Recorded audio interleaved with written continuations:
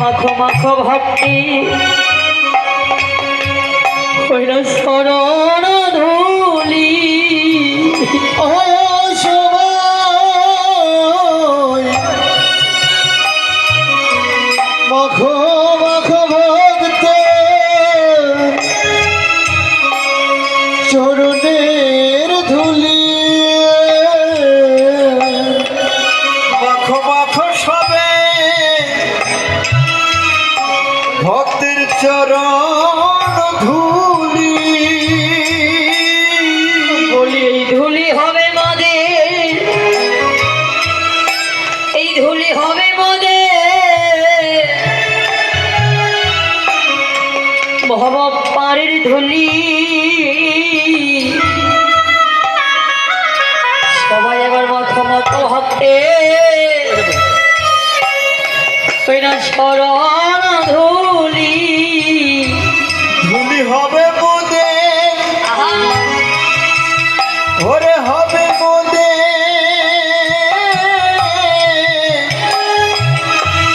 ভব পারের ধুলি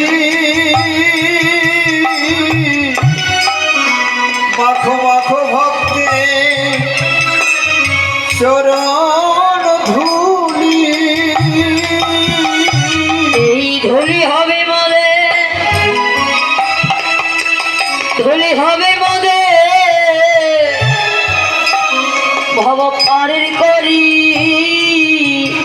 সবাই মাখা মাখা হবে চরণ ধুলি হৃদয় হরি বলি ভক্তের চরণ ধুলি ধুলি ধুলি হবে ভব পারের করি মাখো মাখো ভক্তের চরণ ধুলি ধুলি হবে ভব পারের করি মাখো মাখো ভক্তের চরণ ধুলি আজবার মাখো মাখো সবে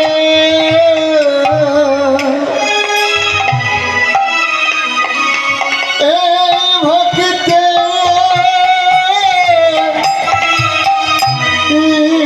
ধুলি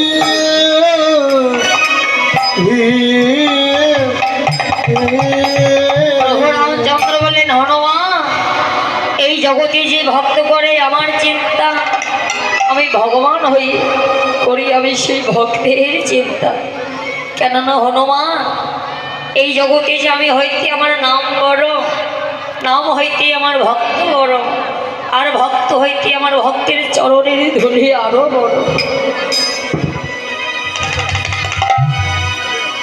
হনুমান যারা মান অভিমান সব কিছু দূরে রেখে সাধুগুরু বৈষ্ণবের চরণ ধরে হৃদয় অঙ্গে মাখি আমি শুধু একই জনমে না জনমে জনমে সেই ভক্তির চরণের দাস হয়ে যায় কেননা এই জগতে সকলেরই তো সকলেই আছে বাবা পাখিটির আছে মুক্ত আকাশ ছোট্ট শিশুর আছে মাত্রে কম কিন্তু এই জগতে ভক্ত ছাড়া ভগবানের আর কেবল আছে বাবা আর ভগবানেরই বা ভক্ত ছাড়া কেবল আছে এই জগতে ভক্তির সুখ হলো ভগবানের কাছে আর ভগবানের সুখ হলো ভক্তের কাছে বাবা হরি কেননা ভগবান বললেন হেজি তোমরা আমাকে তো পাচ্ছ না কিন্তু তোমরা দুঃখ করো না তোমরা আমার বদলে আগে গিয়ে এই সাধুগুরু বৈষ্ণবগণের বাজারে গিয়ে তোমরা এই সাধুগুরু বৈষ্ণবগণের সঙ্গ করো যদি তোমরা এই সাধুগুরু বৈষ্ণবগণের সঙ্গ করে তাদের যদি কৃপা লাভ করতে পারো তাহলে জানিবে আমারও কৃপা তোমাদের লাভ হয়ে গিয়েছে দেখুন বাবা আপনি বাজার থেকে একটা গাভী কিনেছেন বাছুরও কিন্তু কিনেছেন তবে গাভীটিকে যদি বাড়ি নিয়ে যেতে চাও কী করতে হবে ওই গাভীটার দড়িটা ছেড়ে দিয়ে ওই বাছুরিটাকে কোলে করে নিতে হবে বাবা দেখবি ওই বাছুরির টানে টানে গাভীটি কিন্তু ধীরে ধীরে হেঁটে চলে যাচ্ছে বাবা হরিব তদ্র এই জগতে যারা ভক্ত তোমরা আগে সাধুগুরু বৈষ্ণবের চরণ ধুলি ধরে আগে আগে হাঁটো ভগবানও তোমাদের পিছনে পিছনে হেঁটে চলে যাবে বাবা হরিব কেননা এটাই গৌর হরিব হরিব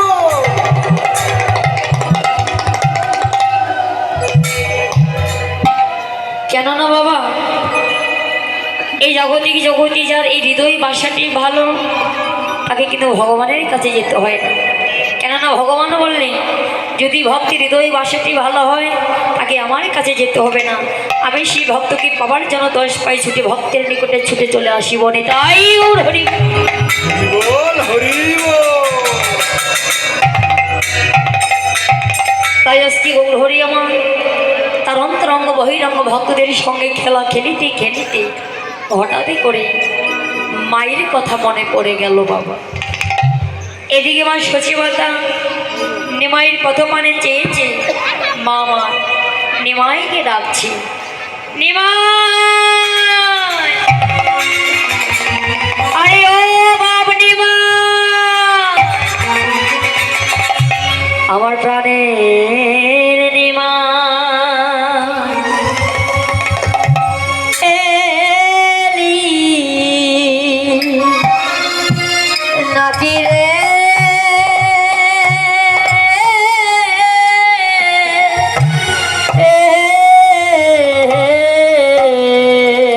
আমার প্রাণের নিমাই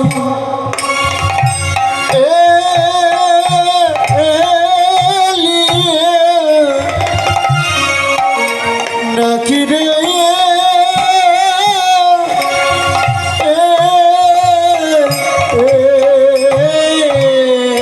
প্রাণের নিমাই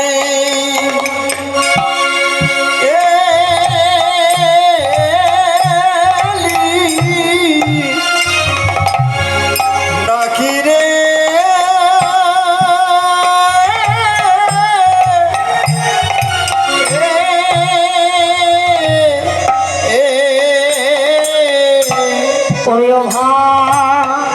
গৃহিণী মায়ের তাকে প্রাণের নিমাই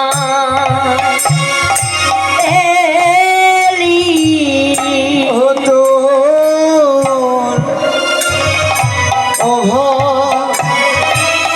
অভাগিনী মায়ের ডাকে প্রাণের নিমাই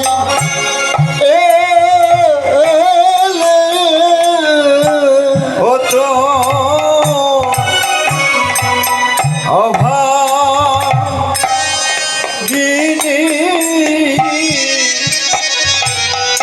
মায়ের ডাকে প্রাণের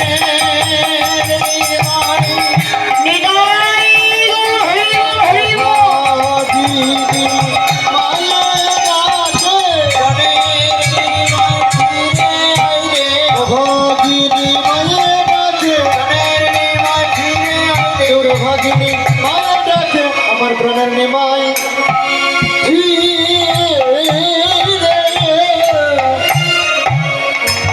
রে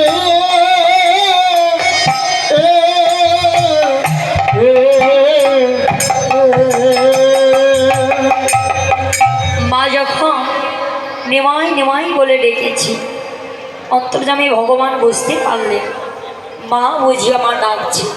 কেননা এই জগতে জগতে দুটি ডাক, প্রাণ কেড়ে নেওয়া ডাক বাবা হরিব। একটি হলো মায়ের ডাক, আর একটি হচ্ছে ভগবানের ডাক বাবা।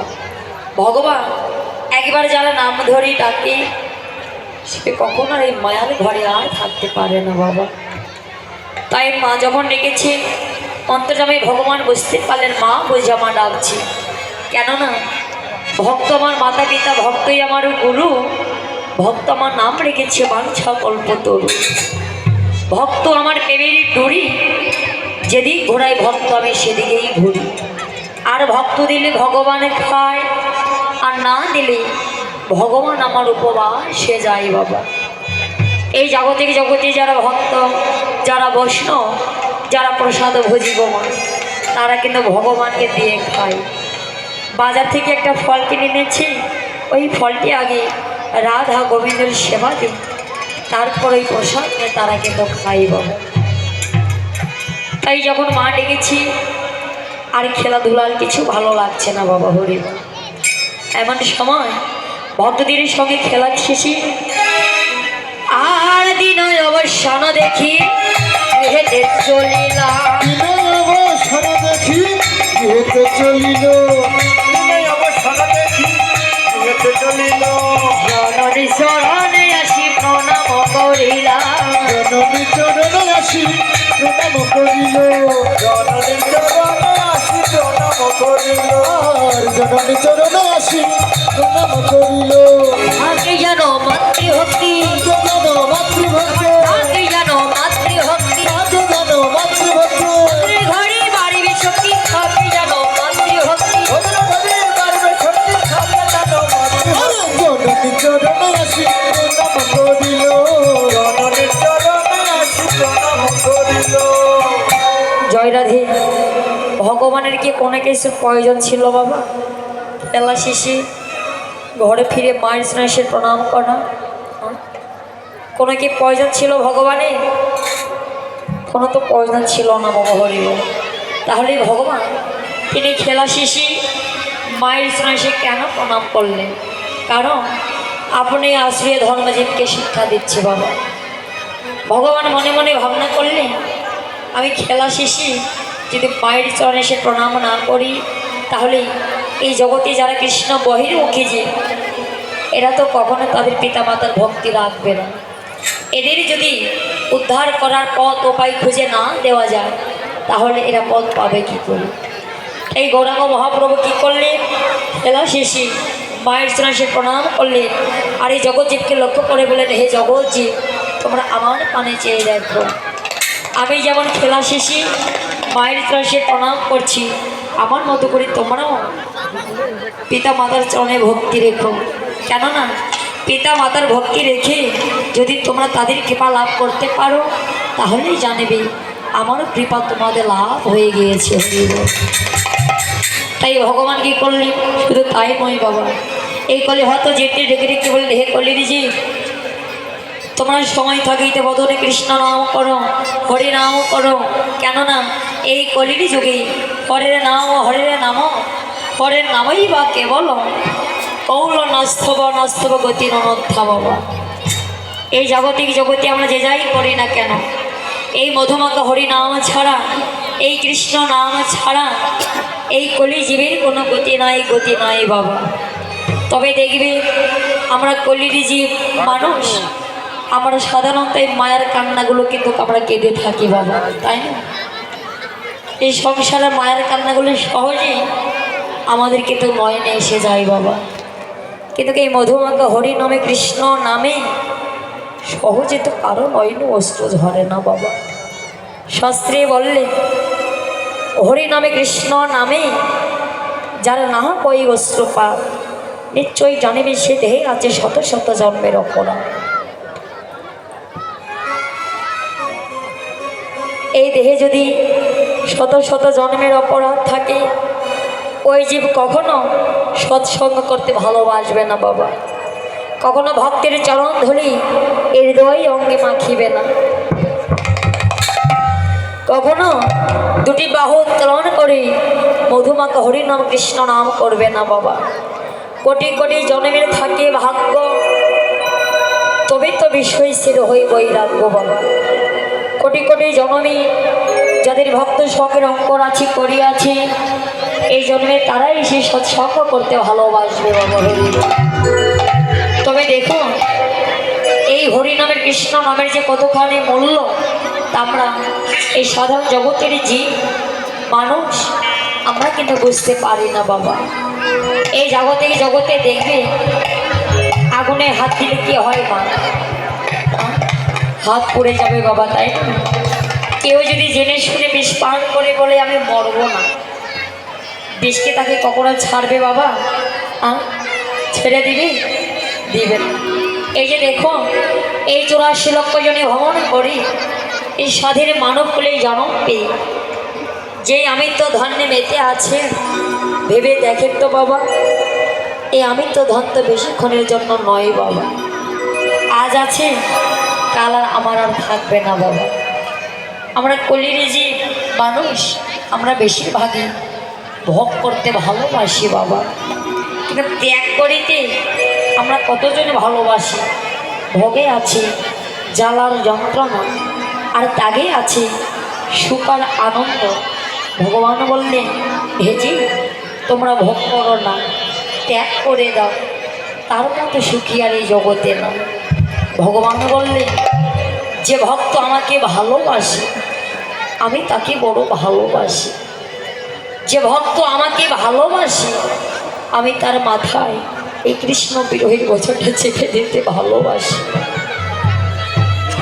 ওই ভক্ত যদি ওই কৃষ্ণ বিরোহীর বোঝাটা মাথায় করে আমার চরণে সোজা হয়ে দাঁড়াতে পারে, তারা নাম শোনা লাগে না, আমি তার ইহকাল জন্মের মতো সেই ভক্তির স্মরণের দাস হয়ে যায়। তবে মাগো, এই জাগতিক জগতে দেখবেন যারা গৌর ভক্ত হন, ভগবান ভালোবাসার মানুষ হয়। ভগবান সেই ভক্তদের অনেক দুঃখ দেয়, কষ্ট দেয়, জ্বালা দেয়, যন্ত্রণা দেয় বাবা। কিন্তু ওই ভক্ত যদি সমস্ত জ্বালা যন্ত্রণা সহ্য করে ভগবানের চরণে সব কিছু সঁপে দিতে পারে, ইহকালে জন্মের মতো ভগবান সেই ভক্তের হয়ে যায় বাবা। কেননা এই ব্রজের উজ্জ্বল কৃষ্ণ প্রেম যাদের হৃদয় মাঝে একবার জেগে ওঠে মা, এই জাগতিক জগতে ধন সম্পদ, এই জাগতিক জগতে ভালোবাসা, স্ত্রী পুত্র পতি কন্যা সব এই জীবন থেকে তুচ্ছ হয়ে যায় বাবা। বিদ্যাদের ভালো লাগে না বিদ্যা বুদ্ধি, পরগণের ভালো লাগে না পড়ালেখা, সংসারের কাজে মন বসে না বাবা। যাদের জীবনে একবার আমার ভগবানকে পাবার অধিকারী হয়, এই জাগতিক জগতে ধন সম্পদ যা কিছু আছে সব এই জীবন থেকে তুচ্ছ হয়ে যায়। শুধু ভালো লাগে কি এই পবিত্র হৃদয় সদাই সর্বক্ষণকে চায়, গৌরী আমরা কোথায় গেলে ভক্তের সঙ্গ পাবো, কোথায় গেলে এই তাপিত প্রাণটা আমরা একটু শীতল করিতে পারব, কোথায় গেলে ভক্তের চরণ ধরে হৃদয় রঙে একটু মাখিতে পারিব, কোথায় গেলে মধুমাখ হরিনাম কৃষ্ণ নাম আমরা একটু আস্বাদন করতে পারব। তাই আজকে যখন নেমা খেলা শেষে মায়ের চরণে এসে যখন প্রণাম করলেন, মা সচি মাতা দুটি নয়নেরে চলে খাচ্ছে। অন্তর্যামী ভগবান বসতে পেরে মায়ের চোখের দিকে তাকিয়ে বলছে, মা ও তুমি এমন করে কেন কাঁদছ মা? মহাজন বললেন, নিমাই রে তোর মা কেন কাঁদে জানিস? তোর ধলায় ধূসর অঙ্গ গদ গদ ভাস, এ রাধা মোহন পদ করত হিয়া।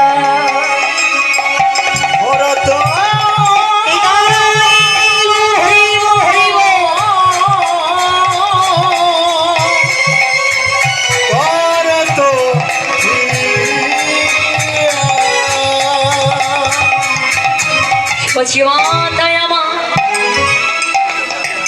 নিমাই রঙে ধুলো দেখে